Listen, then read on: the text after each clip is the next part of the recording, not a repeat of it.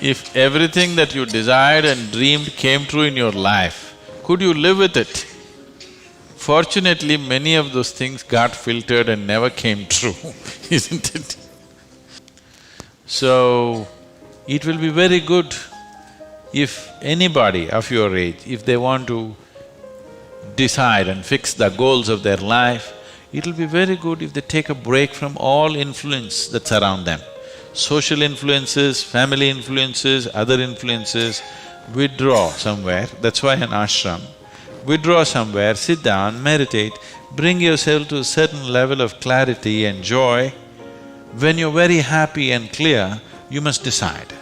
Not in desperation you set goals. Desperate goals that you set will mean a lot to you at that moment. Tomorrow morning you look, you don't know why you're tangled up with it.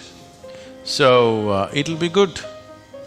If you're fixing your life, it's best that you do it when you're very, very peaceful, happy and clear-headed, isn't it? Not influenced by anything around you, simply by yourself. Sit and decide what is it that you really want to become in your life, what is it that will be of enduring value for you, not for somebody else, for you. And you don't have to build a personality for that, you strive for that. The necessary persona will come. You must understand what a personality is. The word personality comes from the word persona.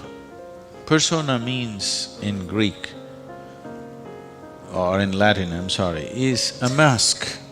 This is a mask that they used to use in old theaters. Now, the same people will be playing many roles. Let's say Ramayana is happening. You have to play Rama's role also and Sita's role also and Lakshman's role also. For everything there's one mask. You hold this mask and speak like Rama, keep it down. Hold this mask and speak like Sita, keep it down. Hold this and speak like Hanuman and keep it down. This is how the plays were done. So it is those masks which were referred to as persona. So personality means you held a mask and mask got stuck to your face. You couldn't pull it out.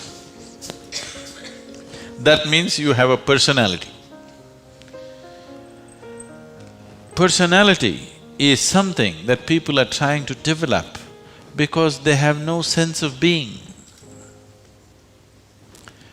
Instead of the real thing, you're trying to concretize the fake thing. If you are in touch with your being, why do you want a personality? It's not necessary.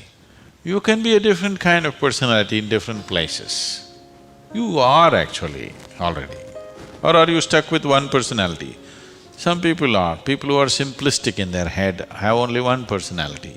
Others have different personalities in different areas of life, isn't it? If you had seen me before like 1999, that is before the consecration of Dhyanalinga, I was a completely different kind of person, okay? To such an extent, everything about me was so different. Well before that things happened that was beyond me, but this was conscious. At that time I was single-minded towards a certain purpose, I was in a certain way. So after… I never thought I will live beyond that, but somehow things happened. Then I thought, okay, now that the work is over, let me change my personality completely. To fulfill that, I had acquired a certain kind of personality. And now that it's over, I thought, let me change it. And I told people around me, see, I'm going to change my personality. Don't be shocked, I'm still the same guy. They said, no problem, this. I said, just hang on, because things will change. Everything about me will change, the way I operate will change, the way I speak will change, the way I dress will change, the way I do, everything will change. They said, no problem, we know you, we love you with this. I said, that's okay, hang on tight, because when things change, people fall off. Lot of people fell off because they couldn't believe. Where is that person that they knew? That person just evaporated, you know This is a new person. They can't identify with this new person. I told them and changed. In spite of that, they fell off. So many of them. So many of them who were very dear to me and very close to me, they fell away because I changed so dramatically. And I told them I'm going to change because one phase of work is over, now it's time to change my personality. The way I look, the way I dress, the way I speak, the very way I am, everything about me. I even changed what food I like. I changed my personality, so I thought I'll change my food also. So personality is something that you have taken on, but you have become so unconscious about it that you think it's for real. You're asking how to develop, that means you're making it up, right? Another word for developing is making up, isn't it? You're making it up. Make it up whichever way is suitable for your kind of activity, but you must be able to keep it down. If it gets stuck to your face, then it becomes misery. Then all suffering will come to you. You can take on any kind of personality, but when you want to keep it down, you must be able to keep it down. There was a sage. He was so wise. People went to him and crowds gathered. Then the king went to him and the king saw such a wise man should be in his court. So he told the sage, "You must come and become my chief minister, because a wise man like you shouldn't go waste sitting under a tree. You must be useful for the people." The sage said, "See, that's fine, but I have a condition. You must give me a room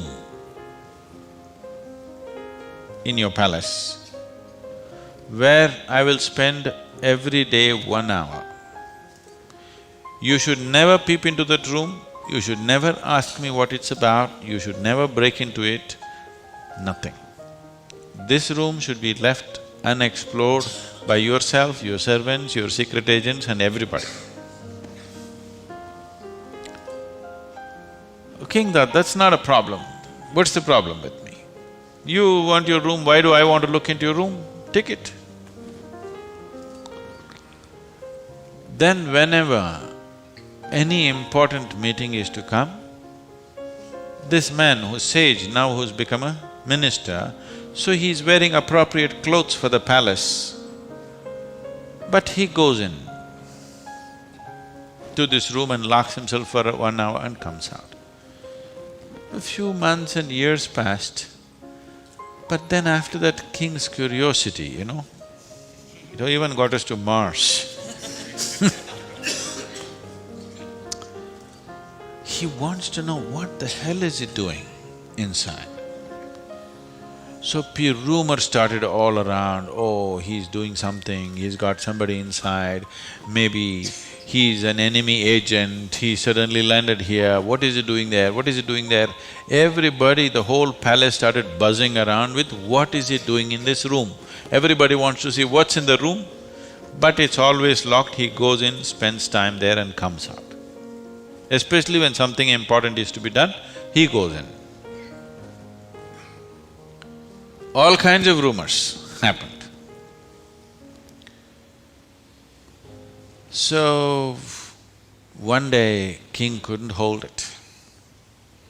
King asked this man, "I want to see what's in that room." He said, "Well, there's a promise you've given me. If you break the promise, I will leave." So he contained it. He doesn't want to lose the man, he's too wise. And then his other courtiers started talking, "How can you allow this? We don't know what's happening inside, it could be dangerous, it could be this, it could be that." One day when he was not there, they broke open the door and went inside. They looked around, the room is empty, no furniture, no nothing, just empty room. They looked, nothing. Then what does he do here? Then in one corner they saw very, worn out clothing, hanging there and a begging bowl.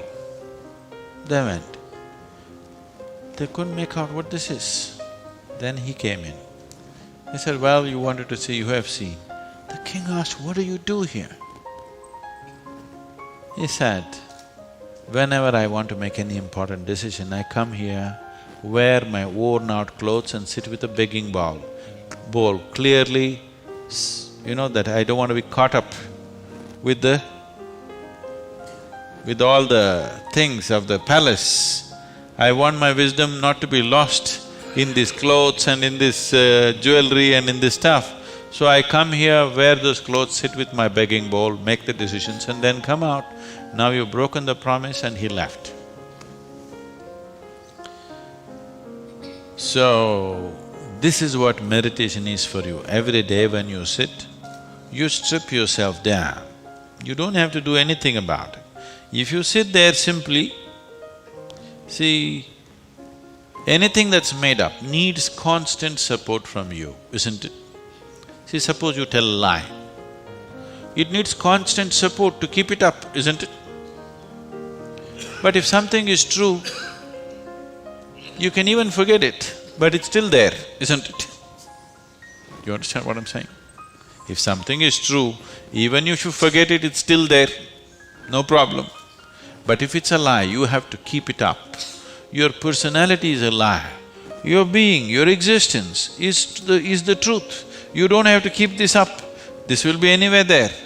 What you make up for the sake of the society, to function in the society, you need a certain kind of makeup. You must be able to keep it down. If you're going to bed fully made up, then something wrong with you.